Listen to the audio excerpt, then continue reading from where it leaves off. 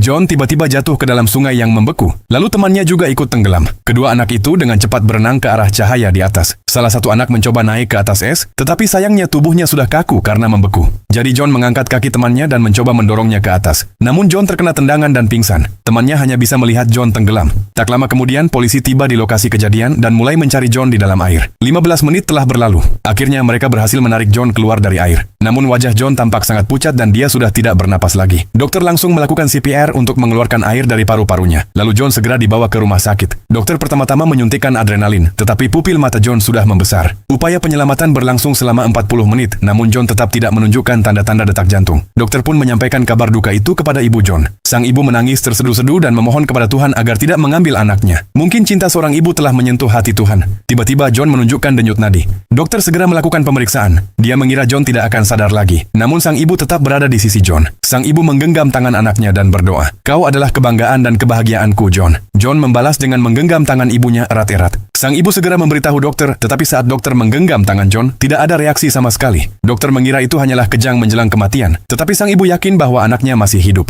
Kejadian ajaib ini pun dilaporkan oleh media. Tak lama kisah John menjadi viral di internet. Sang ibu membuka jendela dan melihat orang-orang berdiri di luar sambil menyalakan lilin dan menyanyikan lagu-lagu penyemangat. Tampaknya John mendengar lagu-lagu itu dan bahkan meneteskan air mata. 3 hari setelah John koma, dokter mencabut semua alat bantu dari tubuhnya. Tetapi tiba-tiba tubuh John kejang. Sang ibu terus memanggil-manggil namanya, berharap John akan sadar. Namun kemudian John kembali tenang. Sang ibu hanya bisa menyelimuti tubuh John. Tiba-tiba, ranjang rumah sakit basah oleh air. Karena John masih merasa dirinya berada di sungai. Mendengar suara ibunya, John membuka matanya. Kemudian dalam pikirannya, ia berenang ke arah atas. Akhirnya ia sampai di permukaan sungai es dan terbangun di ranjang rumah sakit. "Ibu di sini, Nak, di sini." Dokter pun segera melakukan pemeriksaan menyeluruh pada John. Tubuhnya telah pulih. Bahkan dokter pun tidak bisa menjelaskan keajaiban ini. Tak lama kemudian, John keluar dari rumah sakit dalam keadaan sehat dan kembali menjalani kehidupan normalnya.